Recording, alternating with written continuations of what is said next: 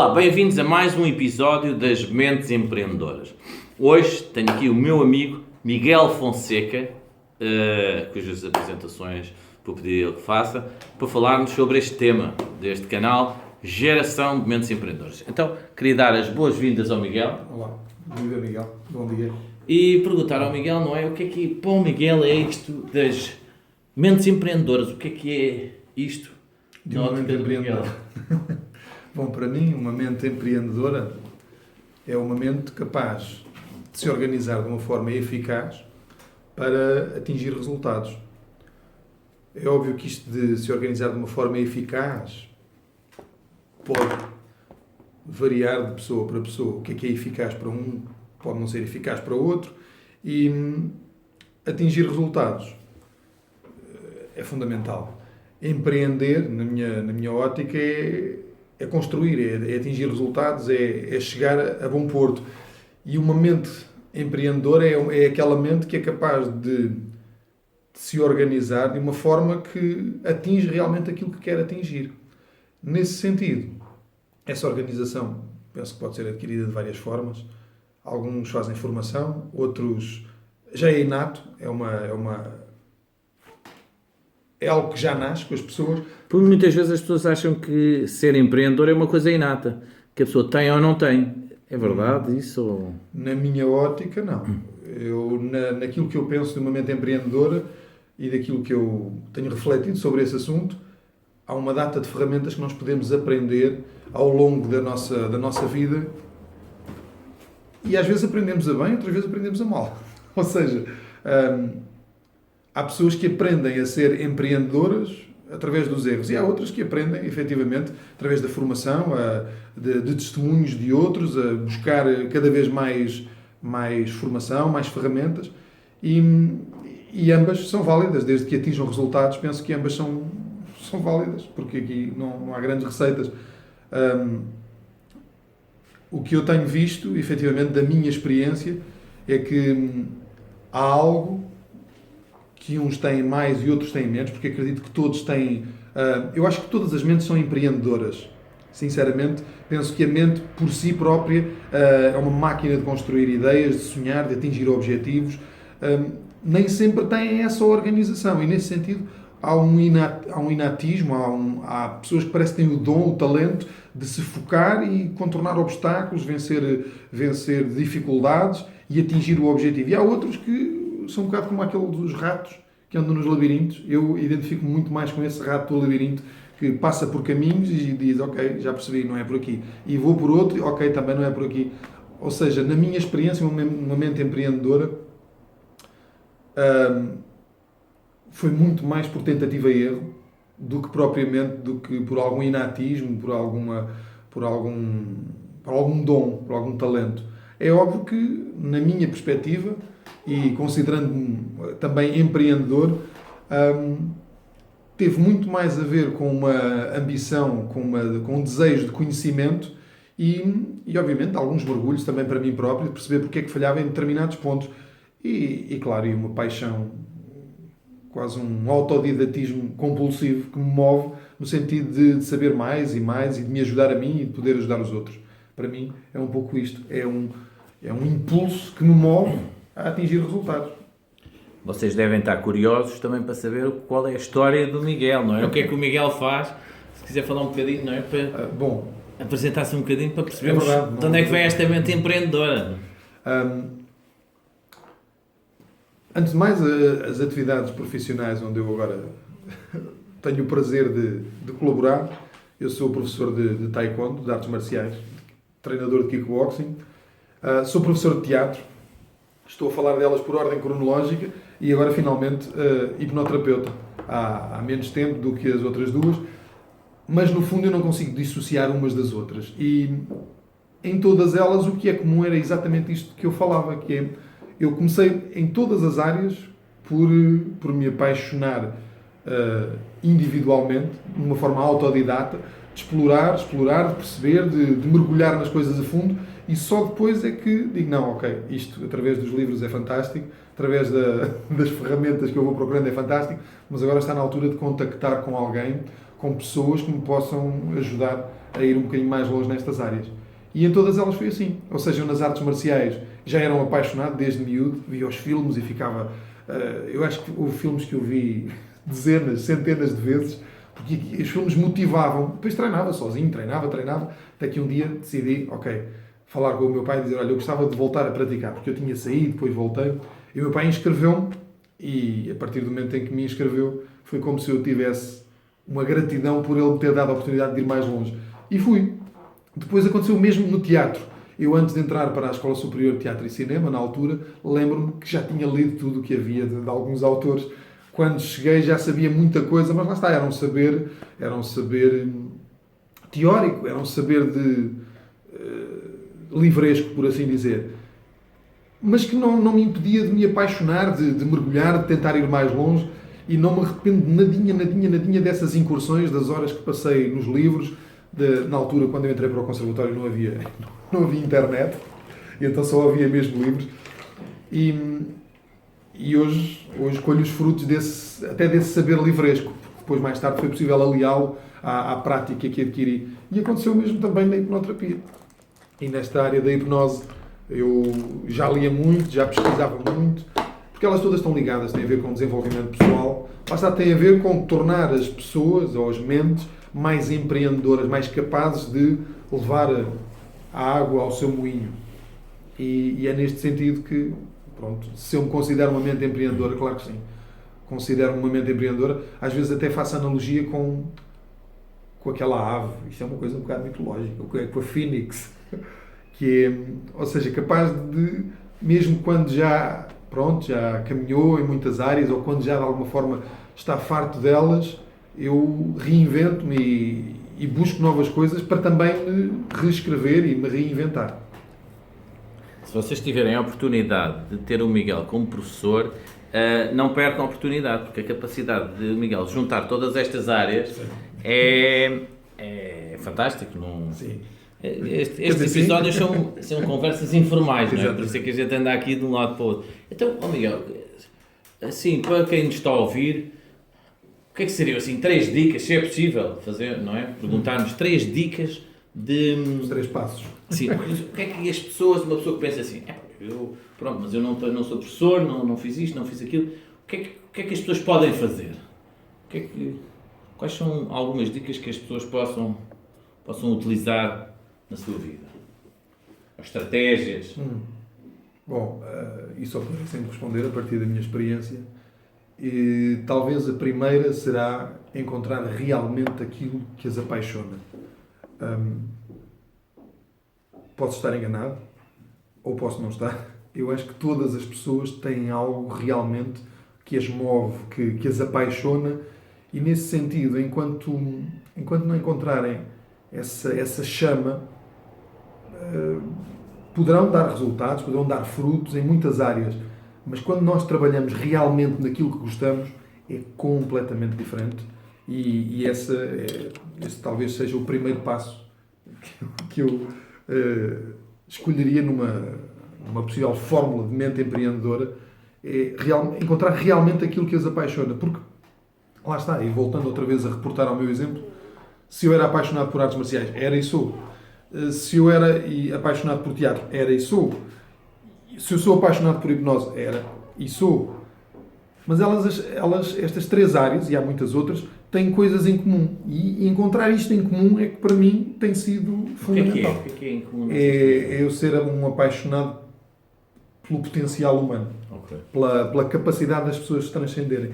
E nas 3 áreas, tanto no teatro, como nas artes marciais, como na hipnose, obviamente de uma forma mais direta, falando do inconsciente, é perceber que o nosso potencial é realmente ilimitado. Isto parece aquelas frases feitas, o seu inconsciente não tem limites. E não tem mesmo. E eu acredito verdadeiramente nisto, que nós não temos limites. Ou melhor, quando os temos, eles vêm de muitas fontes. Portanto, o primeiro passo seria este, Miguel.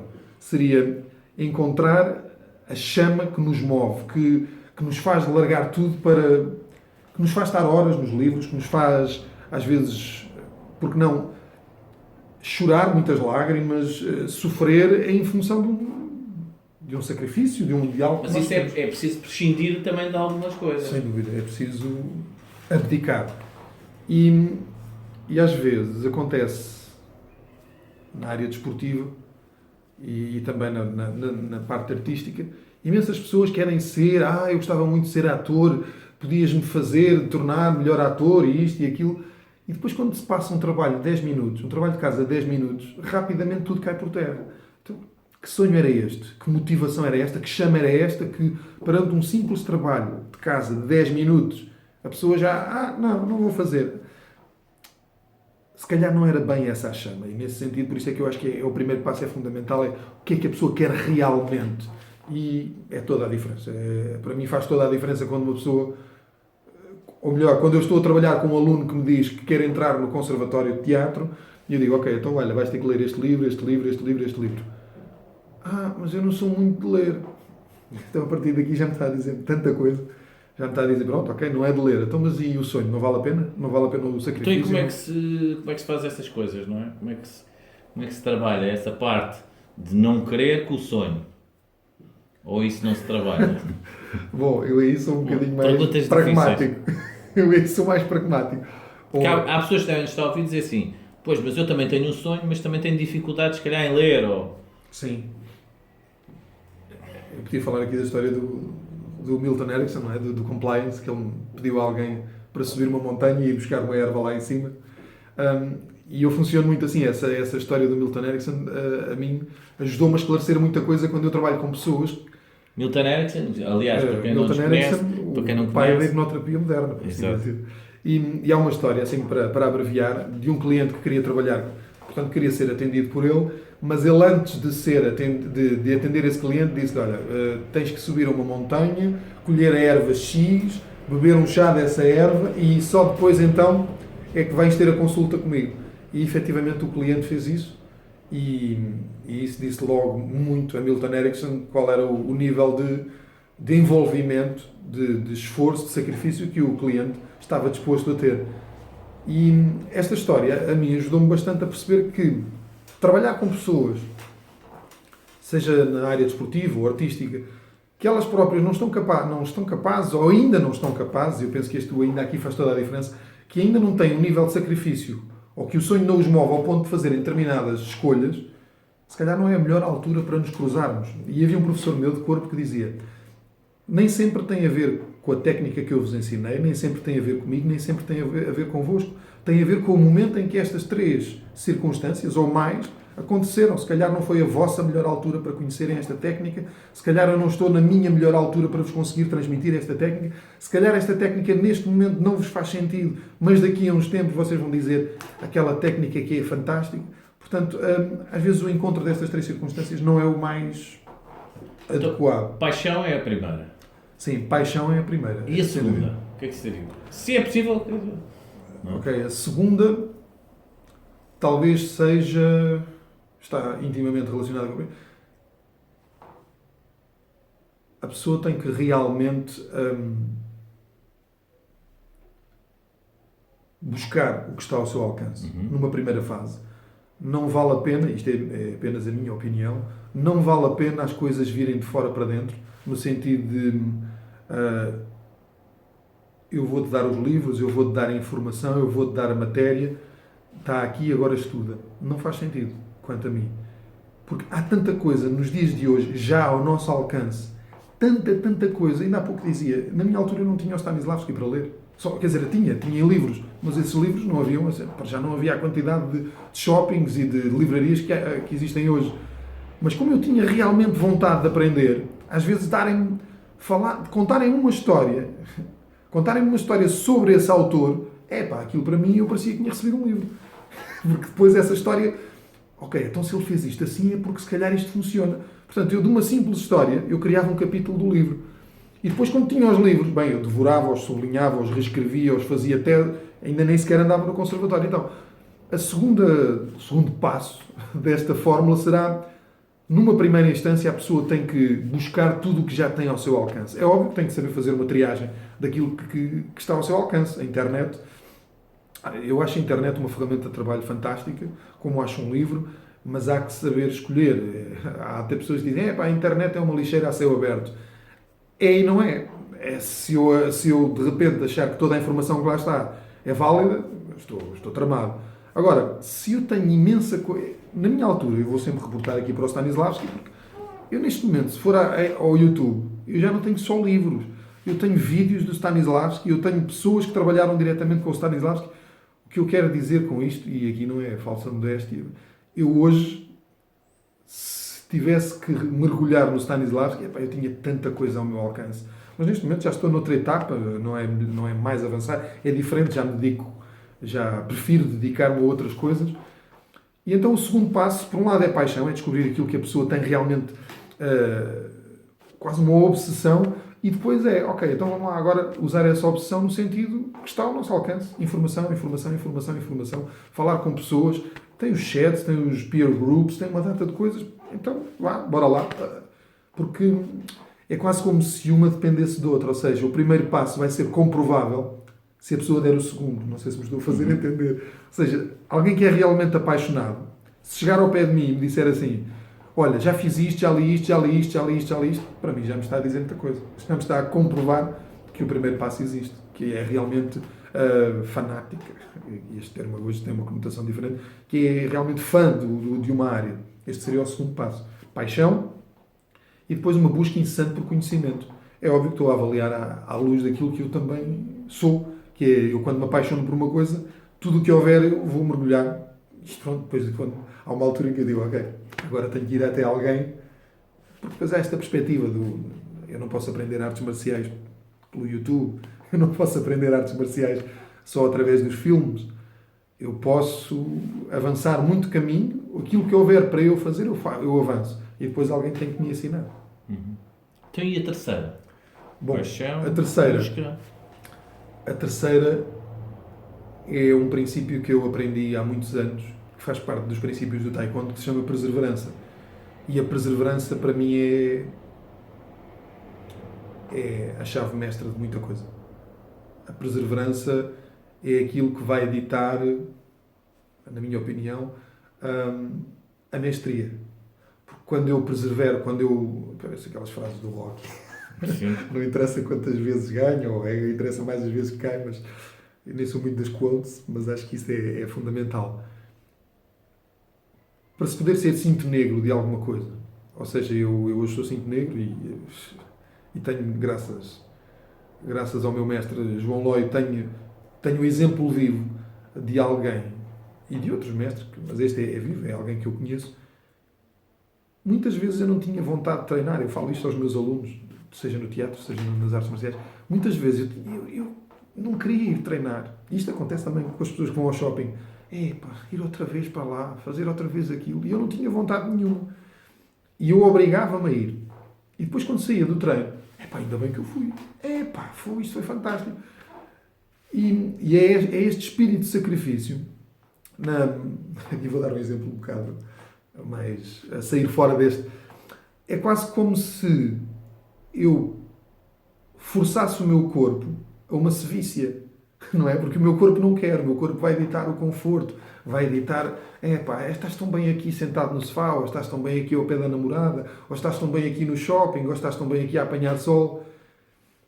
Mas eu tenho que, e era aqui que vinha o exemplo, há um versículo qualquer da Bíblia que diz, temos que dobrar o nosso corpo ao sacrifício, não no sentido de sofrer por sofrer, mas sofrer para atingir realmente aquilo que são os sonhos. E há imensa coisa a competir, o conforto, há imensa coisa a puxar o meu corpo para não se dobrar ao sofrimento. Mas a palavra sofrimento, por ela própria, já tem uma conotação. Mas quem é que gosta de sofrer? Não é sofrer por sofrer, é sofrer para fazer prevalecer a mente sobre o corpo. O corpo, agora vou dizer aqui algo, não é bem assim. O corpo é preguiçoso. A mente sonha, mas o corpo é preguiçoso. O corpo prefere descansar. A mente é que diz, não, mas se tu te ginasticares, se tu te exercitares, Se tu tiveres uma boa alimentação, se tu treinares esta técnica, epá, vais ver que é uma felicidade diferente daquela que tu vais atingir e o teu corpo vai-te agradecer isso. E pronto, isto mais focando nesta parte do corpo. Mas isto é em tudo. Se eu quero ser bom numa área, eu tenho que perseverar para além daquela pirâmide do conhecimento, que é do inconsciente, da incompetência inconsciente, depois até à mestria. Eu não falo na competência inconsciente, eu falo na mestria, que é, de repente, eu já sou mesmo muito bom numa coisa. E quando vou lutar, quando vou combater, eu não penso nas técnicas, elas surgem automaticamente. E isso acontece também na hipnoterapia, acontece no teatro. Eu quando vou para agora, ainda ontem refletia sobre isto. Neste momento, dentro da área da hipnoterapia, eu já vou muito mais... Ou seja, eu não vou pensar, olha, vou fazer esta técnica, vou fazer... Não, olha, eu chego lá e vamos ver qual é a técnica que surge ou qual é a ferramenta que é mais adaptada, porque já conheço algumas que me permitem estar à vontade e ver o que é que na altura faz sentido. Que é exatamente o que acontece num combate. Quando eu vou para um combate, eu não vou, olha, vou fazer X, Y, Z. Não, claro, eu sei que há técnicas que funcionam melhor, eu posso até focar-me e saber qual é o meu adversário, saber que há técnicas que funcionam muito melhor com um adversário do que com outro, mas vou confiar no meu inconsciente. E aqui não posso não deixar de agradecer esta frase ao Miguel Coco, que se fartou de dizer isto nas formações que fiz com ele, que é, nós podemos sistematizar, estruturar, mas depois a gente tem que ir para lá e confiar no inconsciente que as coisas surgem. Não podemos também ser negligentes e ir para as coisas. E verbalizado, a frase assim, oralizada, foi dito pelo Miguel Coco. Porque, pronto, tive muitos professores que o diziam por outras formas, ou melhor, o encontro entre mim e eles não foi, se calhar, na altura mais feliz, mas quando o Miguel Coco disse isto desta forma, quer dizer, abriu uma chave que é, ok, então se calhar eu não vou ser negligente, eu vou continuar a mergulhar, eu vou continuar a perseverar, a dominar as técnicas, e depois há uma altura em que eu tenho que confiar e vou para lá, da mesma maneira que esta entrevista, quer dizer, eu sabia mais ou menos que era sobre uma mente empreendedora, mas depois o mergulho é feito aqui e as coisas aparecem, o meu inconsciente vai-me dizendo como é que eu posso fazer as ligações, que as conversas são como as cerejas, não é? Exatamente. E pronto, e este seria o terceiro passo, é perseverar. É a pessoa treinar uma coisa. Também, ultimamente, tenho pensado nisto e tenho dito isto aos meus alunos nas artes marciais, nós fomos agora a um torneio, que é... Sim, que saíram de lá como vice-campeões. Ainda só saímos como vice-campeões. Era a nossa estreia, eu fico bastante orgulhoso deles e também de mim. Era a nossa estreia como competidores, não como treinador. O treinador já deu aulas há alguns anos, mas numa competição era a minha estreia como Miguel treinador. tem fotografias disso? Tenho. Onde é que estão? No Facebook? Estão no Facebook. Como é que a audiência pode ver o Miguel no Facebook? Ou procuram por Miguel Fonseca ou Performance Mental. Okay. E eu tenho lá algumas fotos de alguns atletas, jovens atletas, crianças, e de repente tenho-lhes dito isto, que é, às vezes, olha, mais vale saber 2 ou 3 coisas e sabê-las muito bem, ou seja, já completamente mastigadas, já completamente enraizadas, ao nível do inconsciente, ou seja, eu já as faço em automático, do que saber muitas técnicas, mas cada uma delas ainda ter que passar por um filtro. Agora vou fazer isto, agora tenho que pôr o pé assim. E de facto a repetição só faz sentido se for uma repetição inteligente, ou seja, eu vou repetir isto, fazendo com que a cada repetição que eu faço eu vá dificultando o trabalho a mim próprio, para depois a técnica sair nas piores circunstâncias. Vou dar um exemplo. Sim. Para fazer um pontapé rotativo, convém que o adversário esteja a uma certa distância, eu não posso denunciar o pontapé, ele tem que estar com o peso distribuído aqui e acolá. Ok, isso é tudo porreiro. Isto são as circunstâncias ideais. Então, mas agora vais fazer esse pontapé, não no teu estado de conforto, mas vais fazer esse pontapé quando acabaste de fazer um e ainda estás em desequilíbrio. Ou seja, eu já não estou a repetir o pontapé per se. Ou seja, não é o pontapé nas suas melhores circunstâncias. É o pontapé numa circunstância adversa em que eu consigo fazê-lo de todas as maneiras efetivas.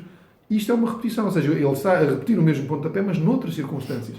E se nós fizermos a transposição disto para outras áreas, um ator nas suas circunstâncias ideais tem que saber apoiar a voz. Mas isto são as circunstâncias ideais. Agora, treinar, como é que eu Sou capaz de usar a minha voz de uma forma eficaz em cima do palco, depois de ter feito 3 espetáculos em que a minha voz já está cansada. Como é que eu apoio a voz? E isto já é treinar a voz de uma outra forma, já é levar a voz para lá do limite daquilo que nos é ensinado, ou seja, a circunstância ideal é nós dormirmos 8 horas, é nós termos a voz quente. Mas imagine-se que eu apanhei trânsito, não dormi nas melhores circunstâncias, chego a uma sala de espetáculos, tenho que fazer o espetáculo. Eu tenho que saber usar a voz de outras formas. E nesse sentido é que o treino perseverante, em diferentes circunstâncias, em circunstâncias que nos dificultam a nós próprios, é que eu começo a redescobrir os meus limites, aquilo que eu achava, eu só consigo ir até aqui. De repente, não, espera, afinal... E não é achar que o aquecimento não é necessário. É achar que, ok, eu mesmo sem o aquecimento, eu não vou ter falta uma palavra. Eu não vou ter esta crença de que só com o aquecimento é que eu consigo funcionar. Não, eu consigo funcionar para além do aquecimento. O meu limite não está aqui, o meu limite está, e aqui citando John Overdorf, independentemente daquilo que nós pensamos que nós somos sempre muito mais do que aquilo que pensamos que somos. Isto foi quase mind-bending. Vou pedir outra vez ao Miguel para repetir essa frase. Não é a minha, é do John Overdorf, foi com Sim. ele que eu aprendi. Para lá de tudo aquilo que nós pensamos que somos, nós somos sempre muito mais. Bem, nós vamos chegar até estar aqui a tocar. Vamos chegar ao final com esta frase. Independentemente daquilo que tu achas que és e daquilo que consigas dizer sobre ti próprio, tu és sempre muito mais, porque tudo aquilo que tu és é mudança. Miguel, muito obrigado. Eu acho que merece outro convite em breve. Vamos nos despedir aqui. Miguel, muito obrigado por esta muito partilha. Obrigado. E foi um prazer e uma honra ter sido convidado para... E nós vamos meter depois também o site do Miguel aí, que é para as pessoas poderem entrar em contacto. Tá bom. Obrigado. Então vá, quero agradecer a todos a vossa participação aqui. Estejam atentos. Próxima segunda-feira, mais uma entrevista da Geração Mentes Empreendedores. Um grande abraço e até para a semana. Que já é ano novo. Deus.